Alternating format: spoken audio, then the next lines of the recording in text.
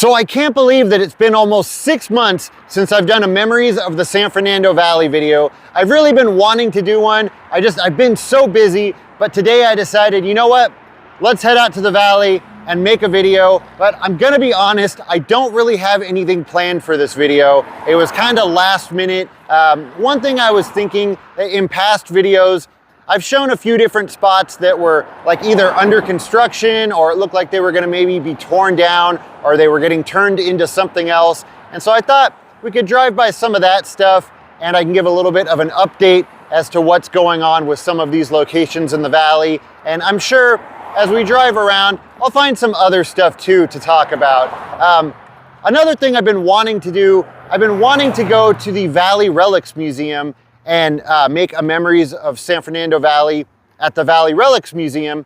But what's been holding me up on that one is I wanted to go with a couple of friends. I thought it would be fun to go there with a couple of friends that I actually grew up with in the San Fernando Valley. But you know how that goes, getting people's schedules to match up. It's been a real headache. So I think I'm probably gonna end up just having to go to the museum by myself. So maybe we'll do that next month or the month after. So that's something that'll be coming up in the very near future.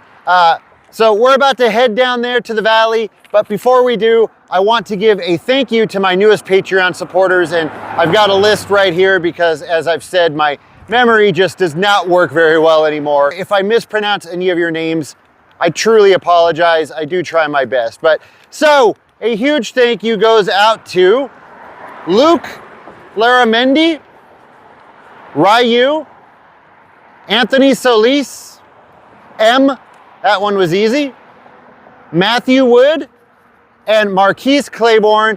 Thank you to all of you. Thank you for your continued support, not just on Patreon, but also for watching my videos as a continued subscriber. Well, I assume you watch my videos. Maybe you just like going on random Patreons and giving people money. I don't know, but either way, I appreciate the support. Also, my newest YouTube members, thank you to Bruce Gannon and Milepost947. Really, I appreciate it. If you'd like to support me on Patreon, head to patreon.com/80slife.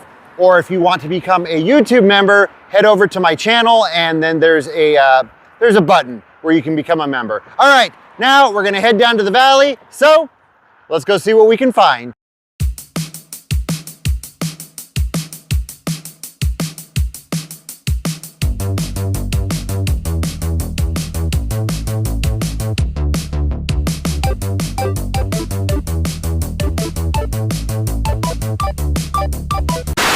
So I am gonna start this video off on kind of a downer. I apologize for that. I've got a couple of stories that involve this Whole Foods and that mobile gas station right over there. So November 5th just passed a couple of weeks ago. And this year on November 5th, it would have been 19 years ago that my dad passed away. And every year as that date approaches, my mood starts to change on that actual day. It's just a really hard day for me. Obviously, I think about my dad all the time. I think about him every day, but I think about him a little bit more on that date. And so whenever I make videos around that date, I like to try and include him and maybe tell a story about him. So that's what I'm gonna do now. So around that time in my life, I was working as a van driver for a bakery delivery service. I would go to these bakeries around 2 in the morning, load up my van, and then drive all around to different grocery stores dropping off the baked goods. So on November 5th, around probably 6:30 in the morning, I pulled into this Whole Foods and parked right there in front of those doors. And I was about to go inside and make a delivery. But before I did, I called my house to try and catch my dad before he left for work because I wanted to, I had been having some problems with my car and I wanted to ask him about that. And this was kind of weird because I had never done that before. I don't think there was another time that I called my dad in the morning before he left for work. But I called my house and I caught him right as he was about to walk out the door. And I told him about the problems I was having with my car. And he told me not to worry. We would take a look at it that night when he got home from work. We talked for a few minutes. He told me he had to get going. He told me he loved me. We hung up. And that was the last time that I ever talked to my dad. I was sitting in a van right there in front of those doors. And so I can't help but think about my dad every time I pass by this Whole Foods, which is actually quite often, because if you're on the 405, either going to or leaving the valley, you pass right by this. But right on the other side of this Whole Foods is a mobile gas station where I have another memory of my dad that's not quite as sad. So that car that I just mentioned in the other story was a 1948 Chevy two-door that I had at the time. And my buddy and I used to like to take it over to Hollywood and cruise Hollywood Boulevard. And that's what we were getting ready to do one night when we pulled into this mobile gas station because something was going on with my stereo. And so I got out and I was messing around in the trunk, messing with the amplifier. And like a dum-dum, I forgot to disconnect the battery cable. Some wires touched and it shorted out the stereo system. But now my car wouldn't start. And so my friend and I are underneath the hood trying to figure out why the car won't start. Two grown men, or probably like in our early 20s, or we're two grown men standing there and we cannot figure out why the car won't start. Like, we can't figure out what the stereo system has to do with the engine. And so we're about to call AAA and I'm like, you know what? Let me call my dad really quick and tell him what happened, and maybe he has an idea. So I call my dad and I tell him, and he just says, I'll be there in 15 minutes. And that's the way my dad was. It didn't matter, like, it was probably 9 or 9:30. He was probably watching TV and starting to fall asleep because he had been working hard all day. But it didn't matter how late it was or where I was. If I called with a problem, he was coming to help. So about 10, 15 minutes later, my dad pulls up. He gets out of the car and he's got this familiar look on his face that he had a lot, which was a mixture of like a straight face trying to look tough, but also trying not to grin. And he's got a screwdriver and a pair of pliers in his back pocket. He walks up to my car, he goes under the hood, and he's under the hood probably less than 2 minutes, stands up, steps back and says, try it. I get in my car, I'm like, nothing's gonna happen. Step on the starter, car starts right up and it's running better than it was before. And my friend and I were just completely dumbfounded, like we couldn't believe it. Now, if you're someone that's really mechanically inclined, you might already see where this is going. This is long before cars had computers, and this car had points. And basically, when I shorted out the stereo system, it messed up the points, and my dad just had to reset them. Again, if you're mechanically inclined, not a big deal, but my friend and I, at that time in our life, we just couldn't grasp that. And so every time I pass by this mobile gas station, I can't help but think about that, because it was just one of the many times that my dad completely blew my mind and was a total hero to me. So I'm on Sherman Way right now, approaching Coldwater Canyon. And I've talked about this before. Right on the other side of Coldwater Canyon, there's a Kmart that closed down a couple of years ago. And I've never really considered myself a fan of Kmart. I didn't really shop there. But when this location closed down, it upset me, because this was my neighborhood Kmart when I was a kid. I remember coming here with my dad. I remember him buying me a mask toy from this location. Also, this location can be seen in the background of Teen Wolf. So yeah, I was pretty bummed when it closed down, and I've been waiting to see what's gonna happen with it. Well, it's all gated off now, but I can see through the fence. It is still there, but I'm assuming by this fence, it's probably gonna be demolished pretty soon.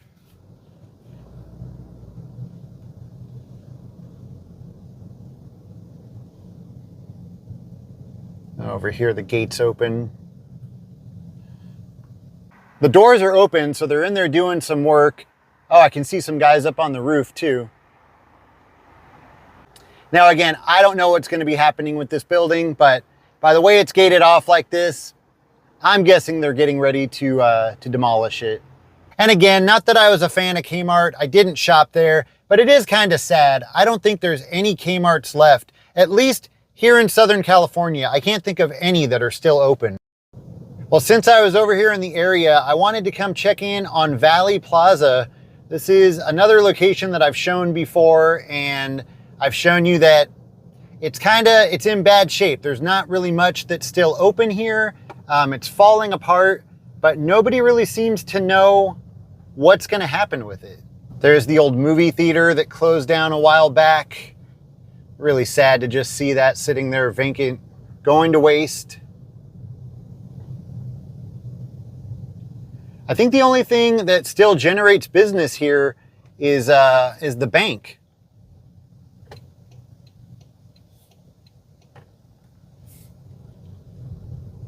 You can see everything else is kind of falling apart. There's really nothing else open. And there's a couple of things down here.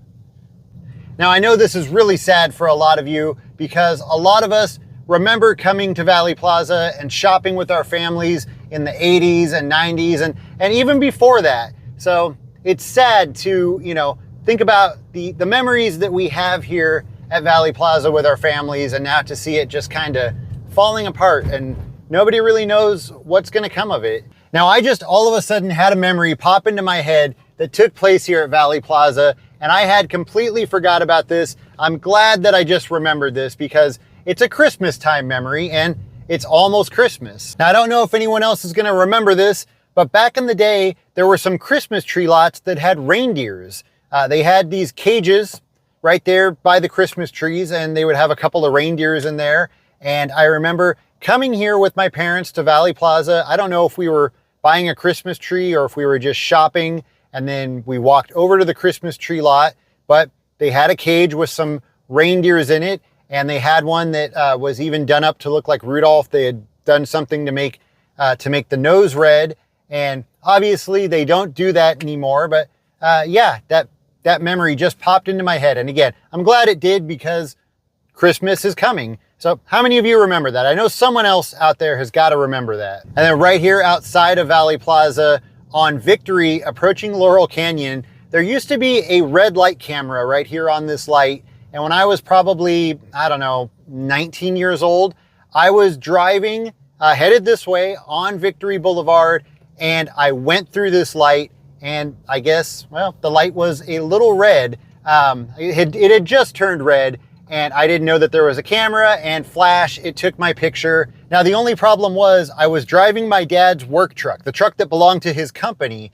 So I want to say like maybe a month later, my dad comes home from work and he's like, hey, run any red lights lately? I'm like, I don't think so. What are you talking about? And he hands me the piece of paper, and it's the ticket that came in the mail, but it came in the mail to his work. And on it was a picture of me, and I looked like this. And looking back on it, it was hilarious.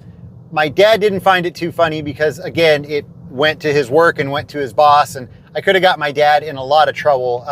I wish that I still had that picture because it was funny. What a dork.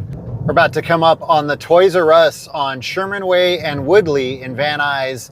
And as a lot of you know, this Toys R Us closed down. It's been a couple of years. The last time I saw it, they had demolished the building. And again, I'm curious to know what's there now. Well, according to the sign, it's now a Vallarta market. There it is. That's where the old Toys R Us was. You know what's really weird to me is they completely demolished the building, but I'm pretty sure this is the old Toys R Us sign. Am I wrong? It just makes me really sad because, like I've mentioned before, this is the Toys R Us that I remember passing by all the time as a kid because it was in between our house and my grandparents' house. So we would always pass by this, and every once in a while we would stop here. And so yeah, sad to see it gone. So I was in this area the other day. This is Havenhurst and Van Owen, and I hadn't been in this little section in a really long time. I was here looking for a filming location, and when I turned onto Van Owen, which we're about to do, all of a sudden all of these memories started coming back to me. I had just completely forgotten about this plaza and then this dairy right over here, but you don't see a lot of drive-through dairies anymore. But what I really remember about driving through this area is having this section of the Van Nuys Airport on one side of the street, and then on the other side of the street, having this golf course. And what I remember about driving by this golf course is the big golf ball fountain, or at least I remember it being a fountain. Okay, am I wrong? There's no water coming out of it anymore, but I swear this was a fountain. Can anyone else confirm this? Am I imagining this? Now, I think the reason why I have such fond memories of driving past this section of the Van Nuys Airport and this golf course is this would have been the time when we lived in North Hollywood and my grandparents lived in Reseda, and we would go to their house probably at least a couple of times a week, it seems like, and my dad would take different routes to get from North Hollywood to Reseda. Sometimes he would go across Roscoe and we would pass by the Keebler Cookie Factory. Other times he would go across Sherman Way and we would pass by the Toys R Us and then go underneath the, go through the tunnel of the Van Nuys Airport. And then other times he would go across Van Owen and we would pass by that section of the Van Nuys Airport and that golf course. I'm sure a lot of you have areas in the city that you grew up in that when you pass by them, it gives you that same kind of feeling. So right now we're headed north on Reseda Boulevard, approaching Saticoy, and there's something I wanted to check on the corner of Reseda and Saticoy. Again, I've shown this before. It's a car wash and I was gonna say like an old hot dog stand, but it's actually been quite a few things over the years. It was a hot dog restaurant, it was a fat burger, it was a place, I think it was called Home Run Burger. It's an old A-frame building, and it's been seen in the Runaways movie. It was used in My Name is Earl.